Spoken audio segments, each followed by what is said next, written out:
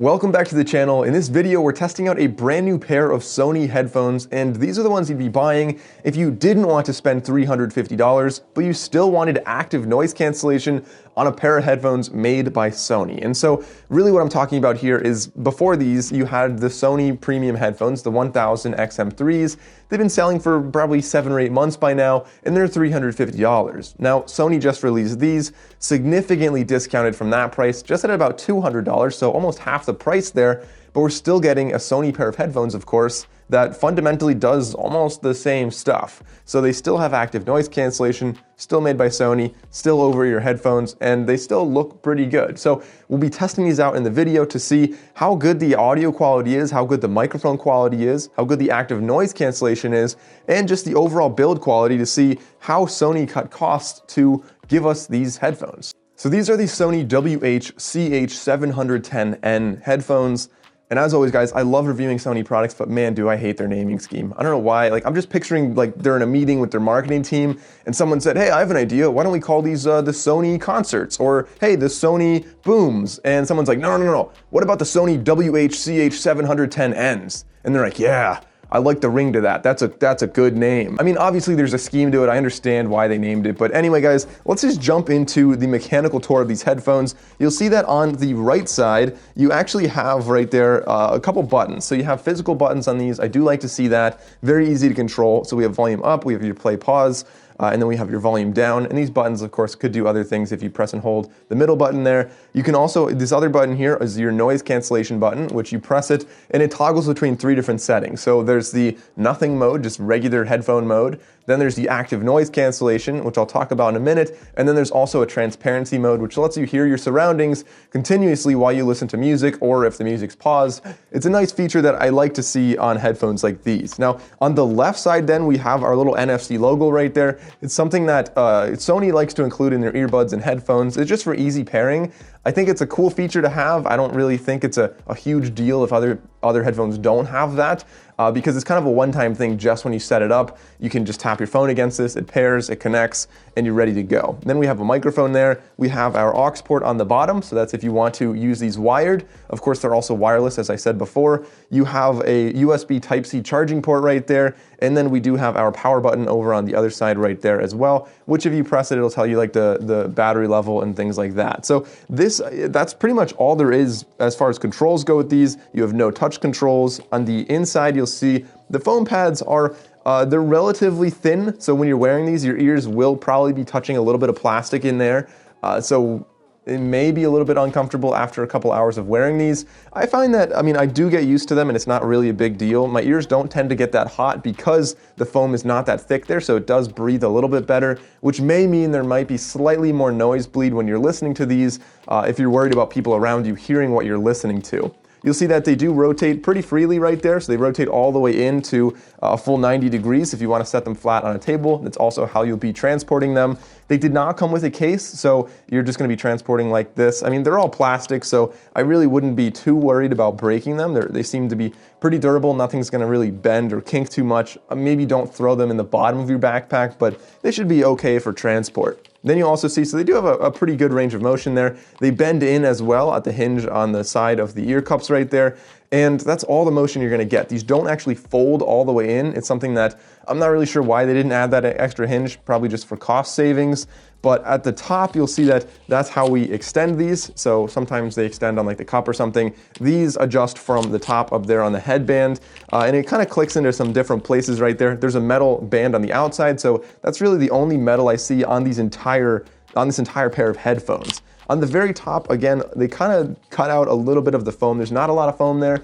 So as far as comfort goes, these don't get an A+ from me, but they're still fairly comfortable. They're not especially heavy, so they're pretty light headphones, obviously being almost entirely plastic. But they also, I mean, talking about where Sony cut costs here, I think it's pretty obvious that using all plastic definitely saved them some money. And on top of that, you can see that they used fairly large tolerancing there. So if you hold it and you jiggle it, there's a little bit of shake going on there, a little bit of jiggling. It's not necessarily bad that these headphones do that. It doesn't really affect anything. It just, you can see that it's not a really tight tolerance premium pair of headphones. You can tell that they're $200 and not $400.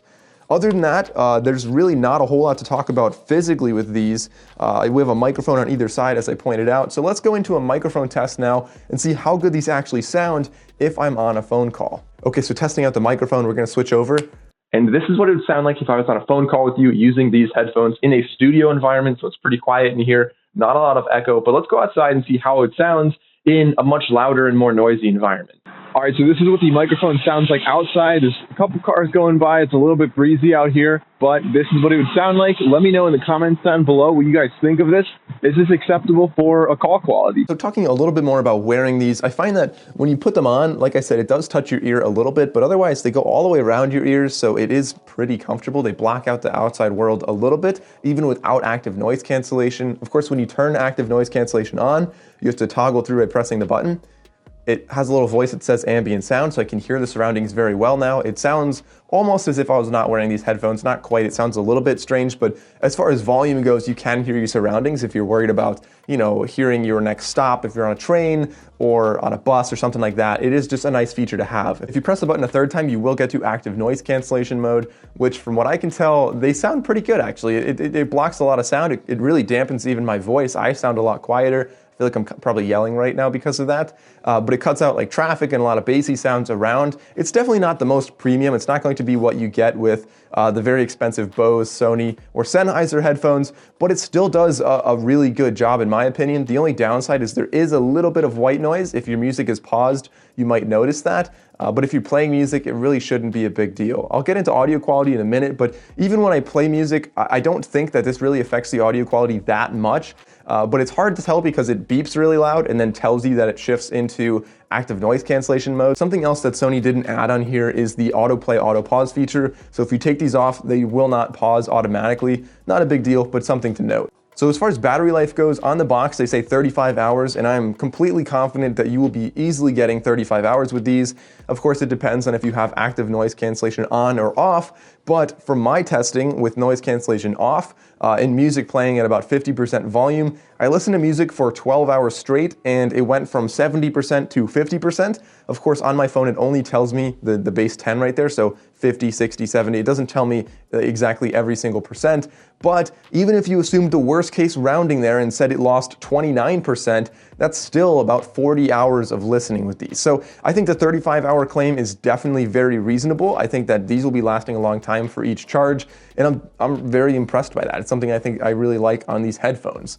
Now, other than that, as far as features go, the unfortunate thing about these, which is, I guess, very common for some more budget-friendly Sony products, is that they don't let you use their app. I don't know why, like every company chooses what they're going to cut out when they make a more budget model, but a lot of times they give you the same software because it doesn't really cost them anything extra to give that to you. They already made the software, they can just give it to you and then you just really make it a much better product. For some reason, Sony doesn't do that. They want you to buy their more premium models in order to use their software on your phone, but you won't be able to adjust the ambient noise control on here, the active noise cancellation. You won't be able to adjust the EQ on these. There is no like find my headphones feature.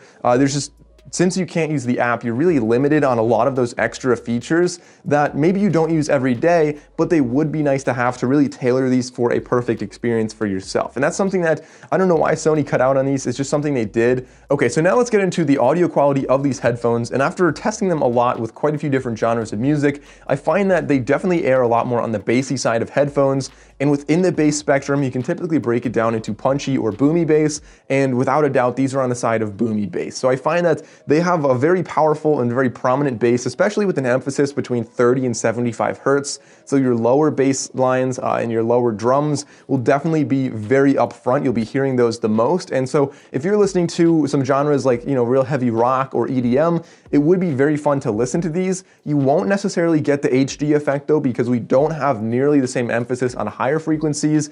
I find that the mids are very warm, and I wouldn't necessarily say that they're the most prominent though. They're a little bit hidden behind the bass, and generally, even with the bass and the mids, there's kind of not a whole lot of low-level detail. So I find that the bass is a little bit blurred with some weak instrument separation, especially on the lower ends there, being boomy bass. That kind of makes sense. That's what you're going to get from that. And then as far as the higher frequencies go, I find that it's not necessarily bright, and the snares are certainly not as crisp as I would really like for these.